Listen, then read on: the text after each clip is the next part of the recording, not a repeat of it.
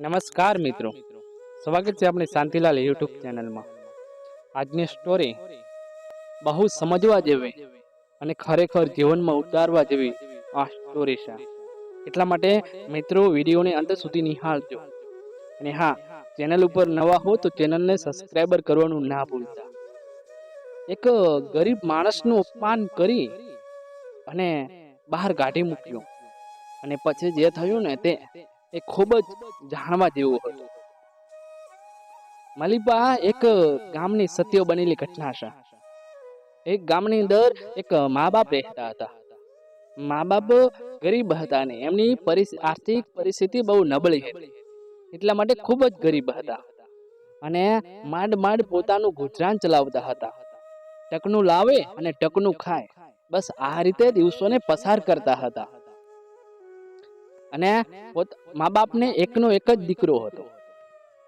દીકરો મોટો, દીકરો કહેવાય કે સમય જાય એમ દીકરો મોટો થાય છે। દીકરો મોટો હતો, પરંતુ દીકરાને ભણવું હતું અને મા બાપને દીકરાને ભણાવવો હતો। ઘરની આર્થિક પરિસ્થિતિ નબળી હતી, એટલા માટે દીકરાને ભણાવી શકતા નહોતા અને દીકરો પણ ભણી શકતો નહોતો। દીકરાને ઘણા બધા ભણવાના વિચારો થાય, પણ એમની ઘરની પરિસ્થિતિ જોવે ને એટલે દીકરો છે ને એ હિંમત હારી જતો હતો। એટલા માટે દીકરો એક વિચાર કરે છે કે હું મારા પરિવારને કઈ રીતે ખુશ રાખું અને અમારા પરિવારનું અમે કઈ રીતે ગુજરાન ચલાવીએ અને અમે સુખ શાંતિથી રોટલો ખાઈએ। એટલા માટે દીકરો વિચાર કરે છે। કહેવાય કે ગામડાના મા બાપ, ગામડાના મા બાપ કહેવાય કે ગરીબ હતા અને મા બાપથી એટલું બધું કામ પણ થતું નહોતું। માંડ માંડ કહેવાય કે મજૂરી કરીને પોતાનું ગુજરાન ચલાવતા હતા। અને તો હવે તો આ ઘરની જવાબદારી બધી દીકરા ઉપર આવી ગઈ હતી। એટલે એ દીકરો વિચાર કરતો હતો અને દીકરે પોતાના મિત્રોને વાત કરી અને મિત્રોના સપોર્ટ અને મિત્રોના સહારેથી એક શહેરમાં નોકરી કરવાનો વિચાર કરે છે। એટલે કહેવાય કે શહેરની અંદર એમના મિત્રો સાથે જાય અને એક શહેરમાં મોટી કંપની હતી, પાવડરની મોટી કંપની હતી, અને એ કંપનીની અંદર એ નોકરી કરવા જાય છે મિત્રો। અને દીકરાઓ જે એના મિત્રો હતા ને એ મિત્રો આ દીકરાને ત્યાં નોકરી અપાવે છે। ને માત્ર પગાર હતો ને એ ખાલી 2000 નો। 2000 ના પગારમાં આ દીકરો ત્યાં નોકરી કરે છે। દીકરાને એવું જ હતું, ભલે મારો ઓછો પગાર છે, પણ હું અને મારા મા બાપ અમે સુખીથી જીવન જીવી લેશું। અમે કોઈની ગુલામી તો નહીં કરવી પડે ને। મારા મા બાપ સુખ શાંતિથી બે ટાઈમ રોટલો ખાઈ શકશે અને મારો પરિવાર ખુશ રહેશે।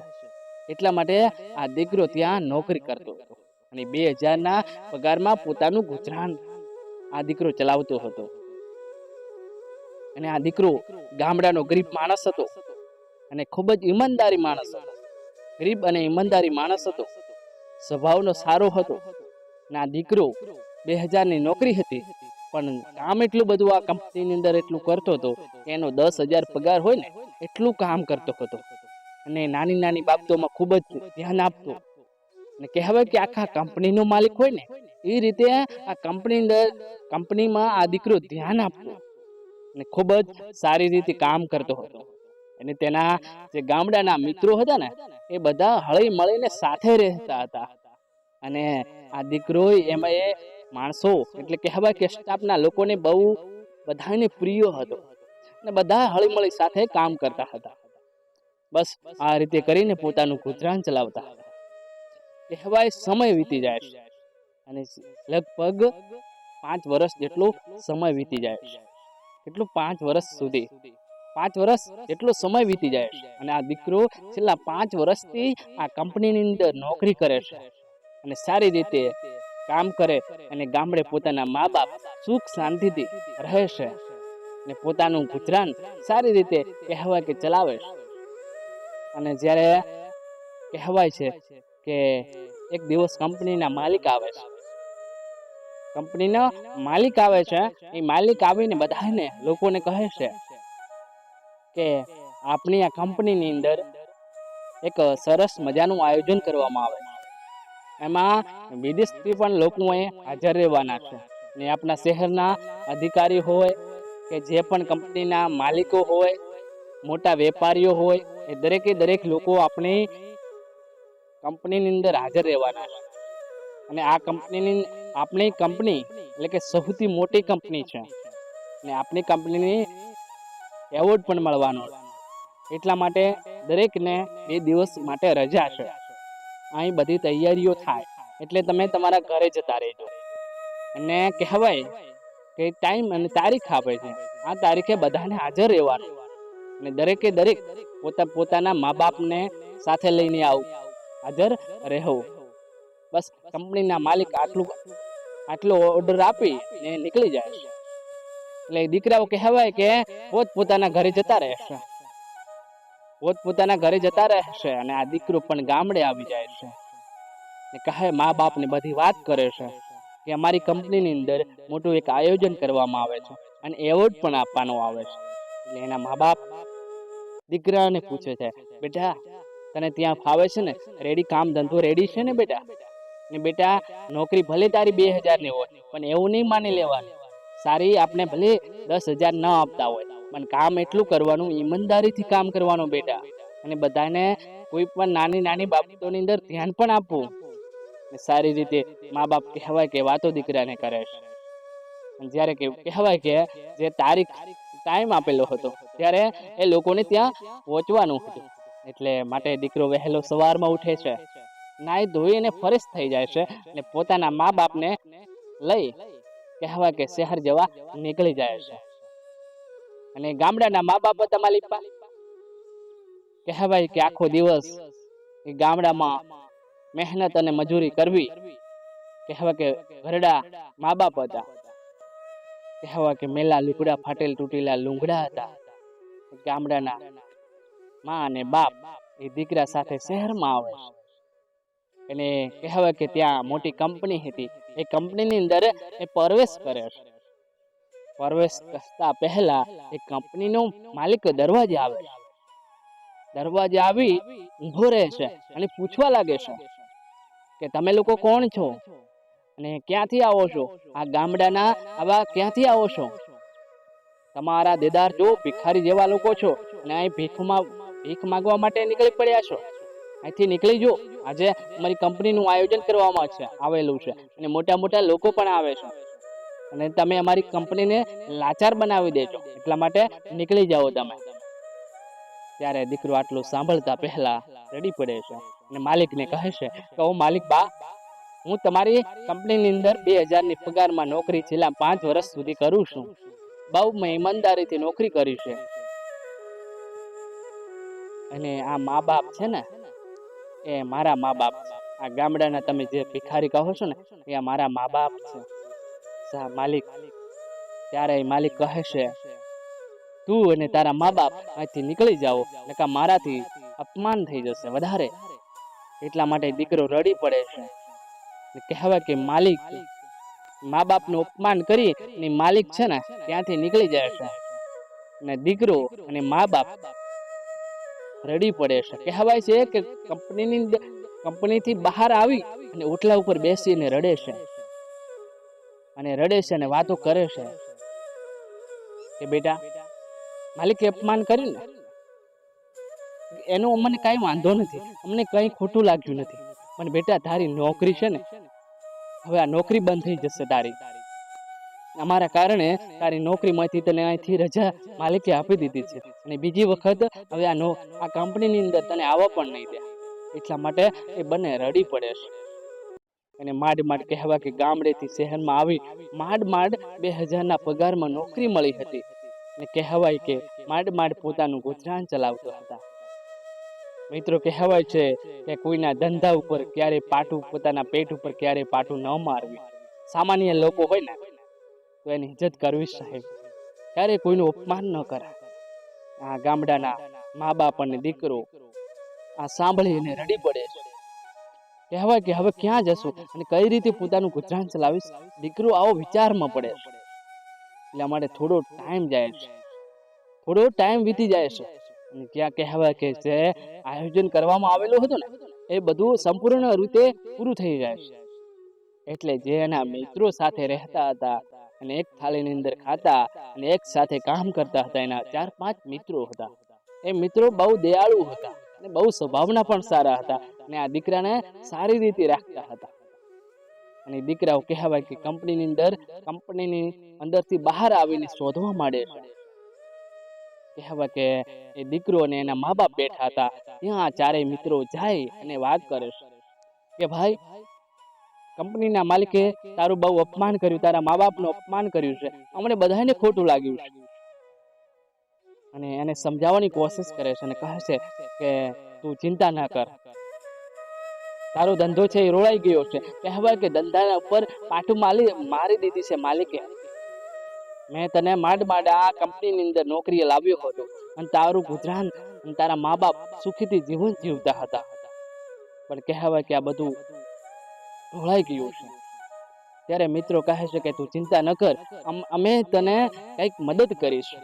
ત્યારે સાહેબ, એ ગામડાના માણસો, ગામડાના મિત્રો હતા, જે અમને પગાર આવ્યો હતો અને પગારમાંથી જે લોકો બચત કરતા હતા, પૈસા બચાવતા હતા, એ 4-5 મિત્રો હતા, એમના જોડે પૈસા પડ્યા હતા.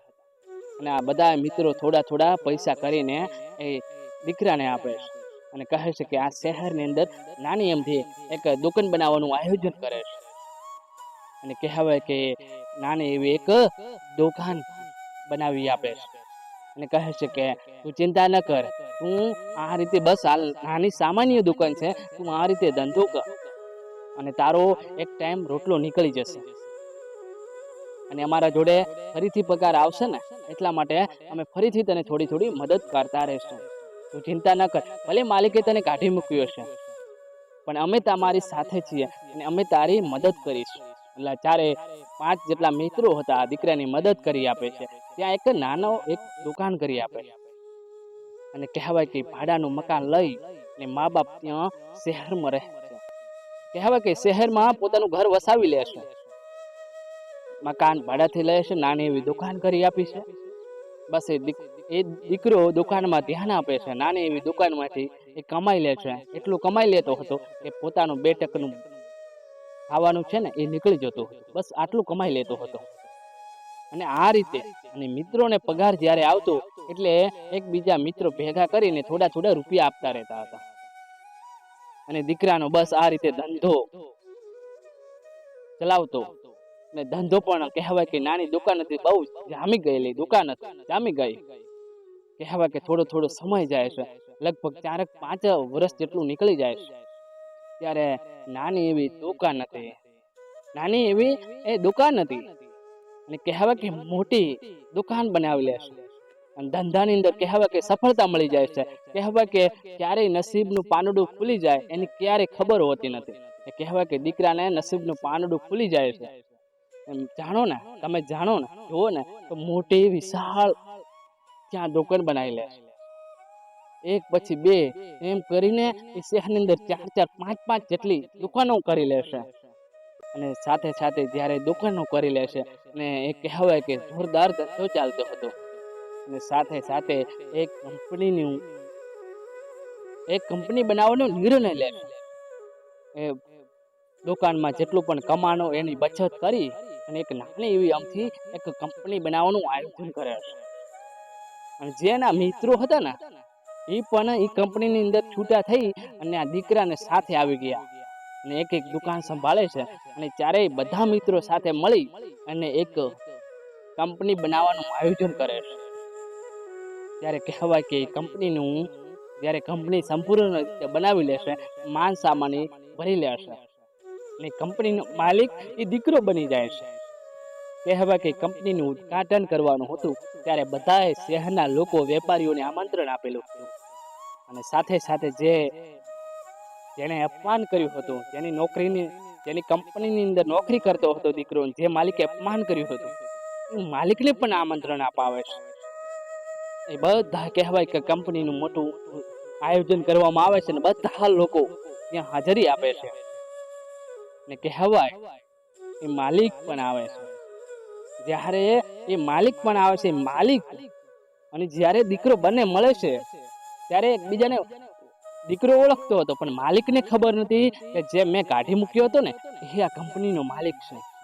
ત્યારે એકબીજાઓને પૂછે છે કે આ કંપની કોણે કોણે બનાવી છે, શું શું નામ છે. ત્યારે ચર્ચા કરે છે. ત્યારે કહેવાય કે દીકરાને આ કાને વાત પડે છે. ત્યારે એ દીકરો કંપનીનો માલિક આવીને કને બેસે છે કે સાહેબ, તમે મોટા માણસ અને હું નાનો માણસ છું, અને આ કંપની છે ને એ મેં બનાવીશ. ત્યારે કહેવાય કે તમે જ્યારે મને અપમાન કરીને બહાર કાઢી મૂક્યો હતો, ત્યાર